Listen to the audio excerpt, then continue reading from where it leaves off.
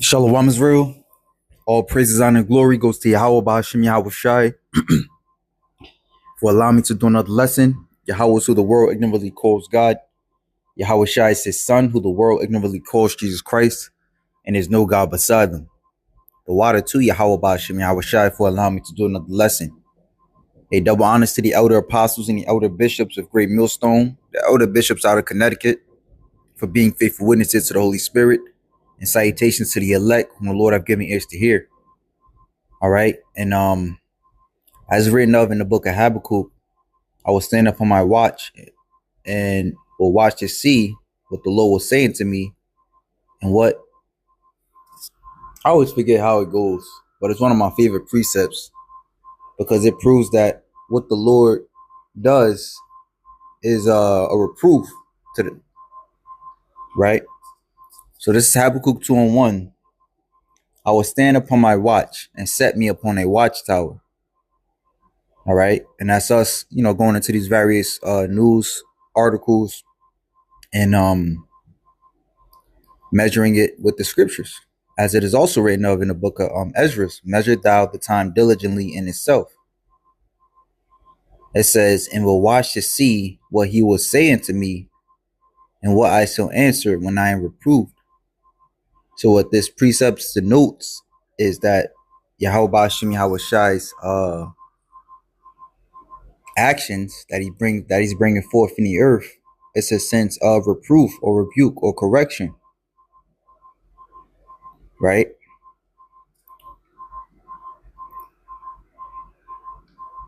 And as we are definitely in the last days, all right, we are in, or not we, but America is playing with fire. It is getting close to its end, which in the scriptures, the end of America, as written of in was that Joel 2:20, that the Lord will bring this devil to a land barren and desolate, the northern army to a land barren and desolate. That's the Middle East. All right, the so-called Middle East, which today essentially would be known as the portion of the Arabian Peninsula, Salakia. This devil's going to go down there. He's been down there. He's going to stay down there, rather. And it's going to come a time where he fights not just the Arabians, not just the Iranians, but those that they are joined to, which in the scriptures tell us that they will be joined to the Russians. All right, in which we see the alliance of the BRICS. And that's important. Why? Because they have nuclear missile capabilities. All right, and that's endgame for this devil. He's not going to rise again out of the phoenix. He's not going to rise again out of the fire like the phoenix. All right, but he's going to go down. So this article reads, America shot its arsenal empty in 2 wars. Now it needs Beijing's permission to reload. So it says, on Wednesday, the Trump administration finally let the cat out of the bag. The Operation Epic Fury, America's war on Iran, has burned through $25 billion so far.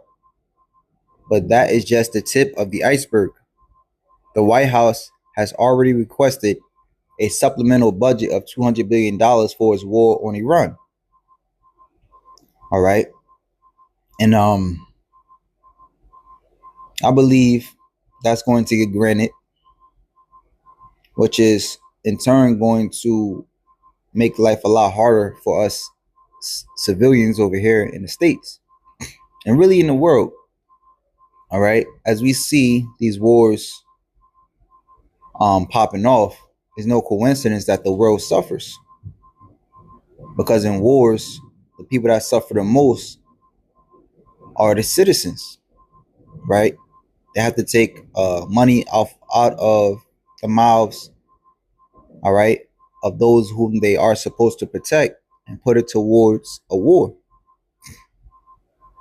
All right. And the Lord put the spirit on Donald Trump to egg these devils, or to egg this war on. Even when Iran is, trying to be peaceful and open up the streets, it is said that America is still being stubborn and not allowing it, due to the fact that Iran is not completely complying to their demands, right? So in essence, this war is supposed to happen because it is written to happen.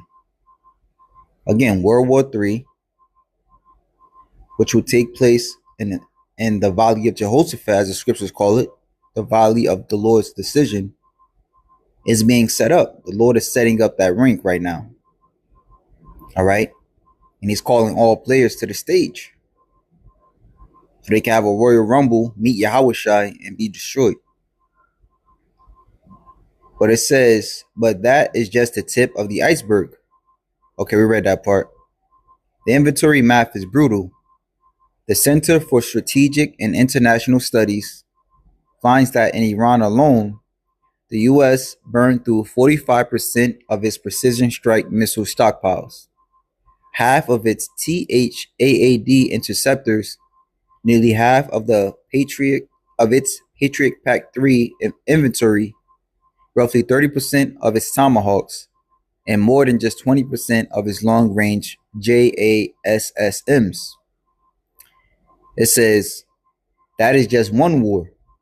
At Ukraine, where since 2022, the U.S. has shipped roughly 1/3 of its Javelin inventory, 1/4 of its Stinger stockpile, more than 2 million artillery sounds, and thousands of GMLR rockets.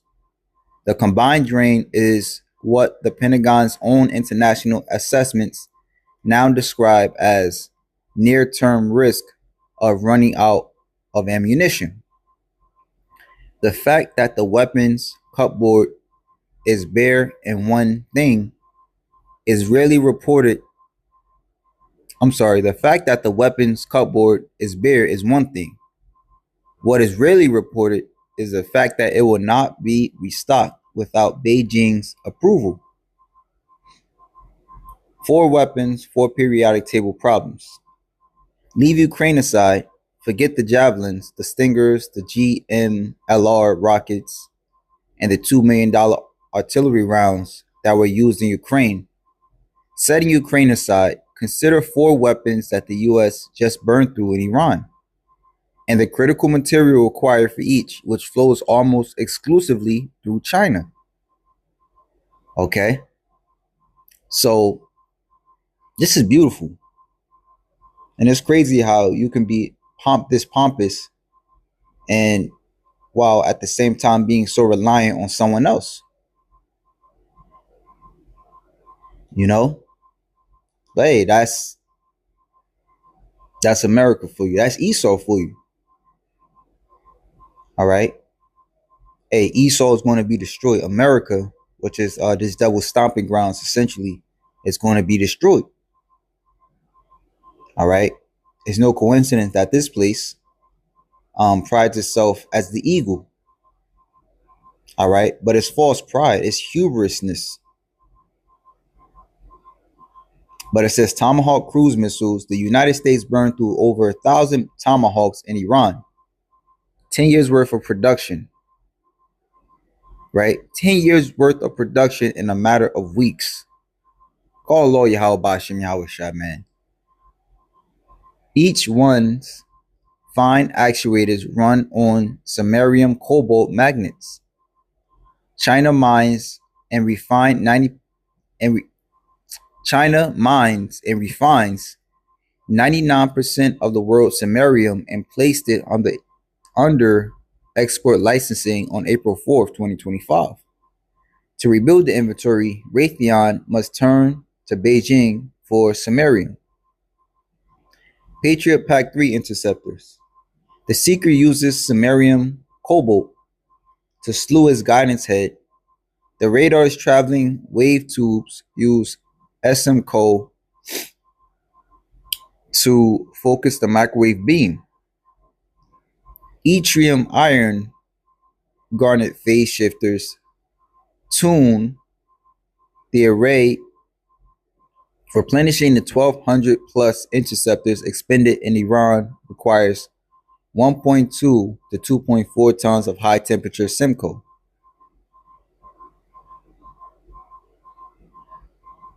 All right, so let's jump down because a lot of this information we really don't give a fuck about. Really, it's just the details of pretty much how you American devils is fuck, right? In regards to what and what's not, what is being lacking, and the supplier having to lack it. I mean, having to provide. So it says China holds all the cards and knows how to play them. Gallium and germanium controls came in August 2023. Antimony controls came in August 2024, with a full ban of shipments to the US in December 2024. As a result, antimony prices surged by 134%. Tungsten restrictions were imposed in February 2025. The price skyrocketed by over 557% per metric ton. Then, MOFCOM announcement number 18 of April 4th, 2025, placed 7 medium and heavy rare earths under discretionary licensing. It says Chinese rare earth magnet exports were curtailed by 74% the following month. In October 2025, Beijing extended the regime extraterritorially to any product anywhere in the world containing as little as 0.1% of Chinese origin rare earths. This brings us to May 14, 2026, when President Trump is scheduled to meet Chinese President Xi Jinping. Not surprisingly, critical materials sit at the top of the meeting's agenda. U.S. Trade Representative Jameson Greer stated in early April that the goal of the meeting is to ensure we can continue to get rare earths from the Chinese. There is only one thing worse than being unprepared for the war you started. It is being unprepared for the next one because your adversary controls the periodic table. Hey, I like the way they ended that. So this place is screwed. All for a war that you're not supposed to be in. Well, as the world sees it. All right, because this devil is right where he needs to be. The scriptures tell us that the least of the flocks will draw him out. So the least of the flock being Israel, especially in that region of the world, nobody fucks with them. Right? So it's going to draw America out, from a shell, so to speak, to get messed up. And our King David, I believe that was King David. We could check it out. He prayed to the Lord that he break the teeth of the young lions. And the lion's teeth is his strength. Right? When he goes for the kill, he uses his teeth. He sinks his teeth in their back or in their, their spine or in their throat to stop them. Now the teeth of Esau Edom is his military. All right. I mean, he has various teeth, but his strongest his strongest bite is his military. Sanctions, he has those. But if sanctions don't work, which they're coming to naught, especially since these other nations are using other currencies to thwart the petrodollar.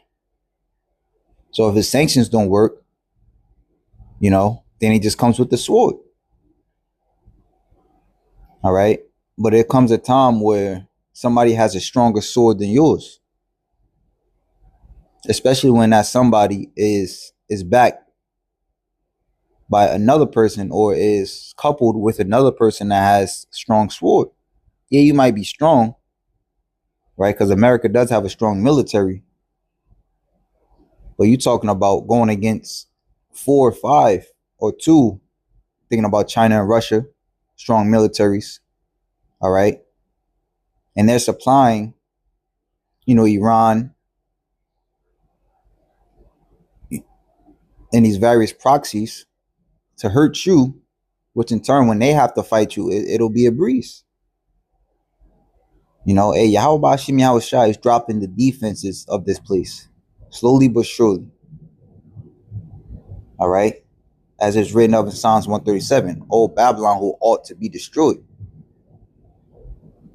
All right? So this place is meant to be destroyed. So this is Psalms 58 and 6. Break their teeth, O God, in their mouth. Break out the great teeth of the young lions, O Yahweh. Let them melt away as waters which run continually. When he bendeth his bow to shoot his arrows, let them be as cut in pieces. As a snail which melteth, let every one of them pass away like the untimely birth of a woman, that they may not see the sun. All right. So with that, shalom to the elect.